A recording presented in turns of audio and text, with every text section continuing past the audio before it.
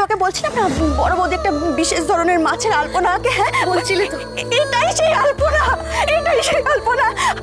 অগ্নি অগ্নি আর কোনো সন্দেহ নেই, আর কোনো সন্দেহ নেই যে উনি আমার বড় বৌদি, আর কোনো সন্দেহ নেই। আমারও কোনো সন্দেহ নেই, কিন্তু মায়ের তো কিছু মনে পড়ছে না। মনে পড়ছে না? মনে পড়ে যাবে অগ্নি, মনে পড়ে যাবে। আমি তোকে বলছি উনি তোর মা, যে যাই বলুক উনি তোর মা।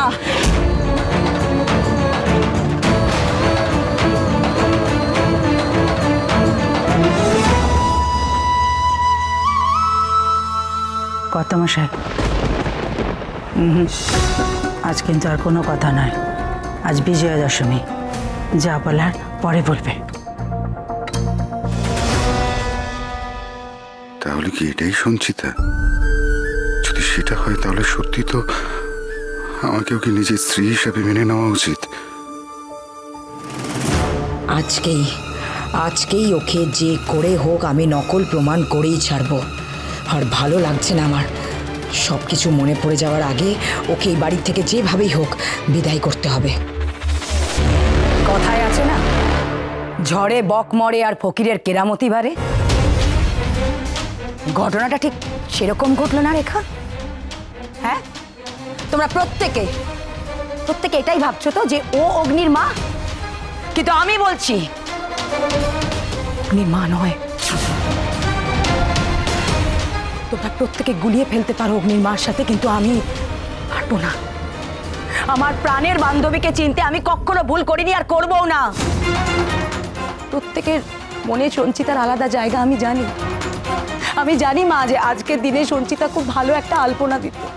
ঠিক সেই কারণে আমি এই ছায়া মাসিকে এই আলপনা দেওয়াটা শিখিয়েছিলাম, তাই ও এই আলপনাটা দিতে পারছে।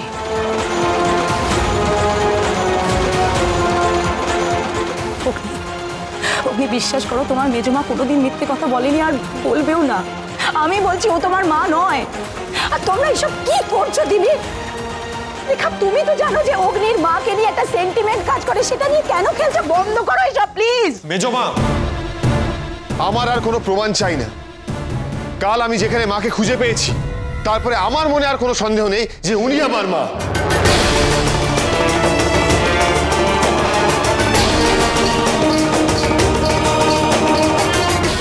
সে কি আবার প্রমাণ পেল অগ্নি? না, এটা বাড়তে দিলে চলবে না।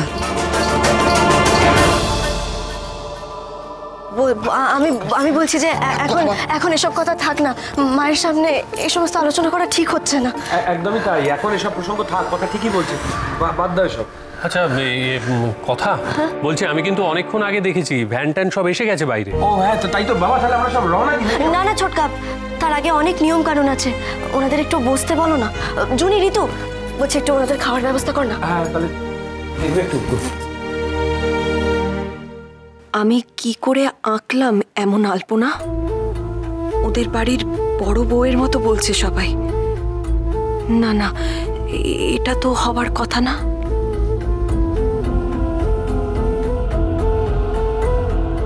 মা, তোমাকে কি এটা মেজমা সত্যি শিখিয়েছে? কি জানি,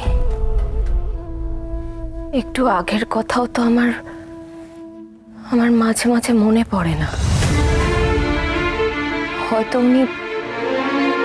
উনি শিখিয়েছেন, আমার মনে নেই। তাই হ্যাঁ বা না বলাটা বোধহয় ঠিক হবে না।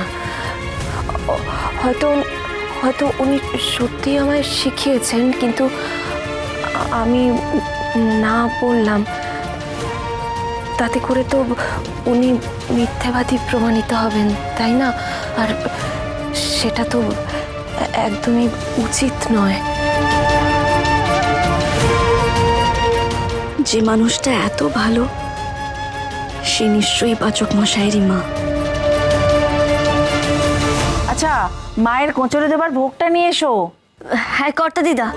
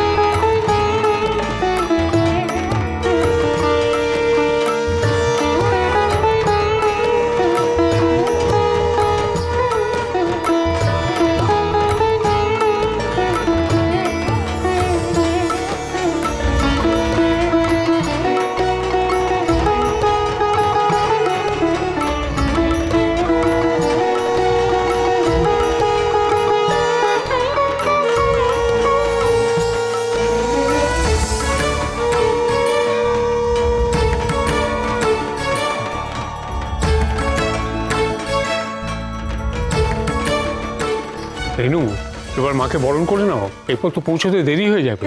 হ্যাঁ হ্যাঁ, কথা মা, গুহবাড়ির নিয়ম হচ্ছে মায়ের ভাসান যাত্রার সময় বাড়ির বড় বউকে হাতে বরণডালা নিয়ে পথ দেখাতে হয়। এবার কিন্তু এই কাজটা তুমি করবে, কেমন?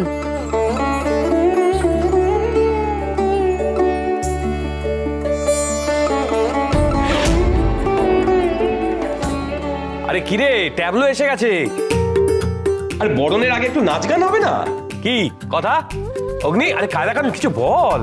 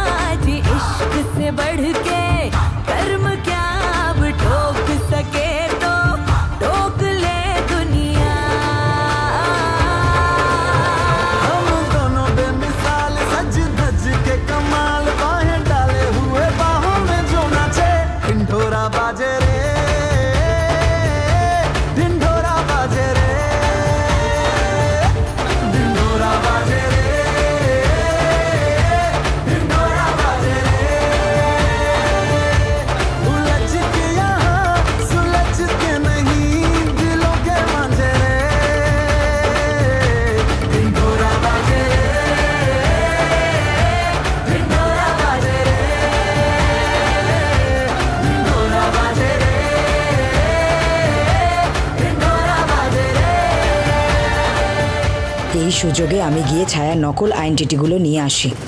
আর কথা, তোমার জন্য আমার ছেলের জীবনটা শেষ হয়েছে। জুনিকে বিয়ে করতে হয়েছে ওকে।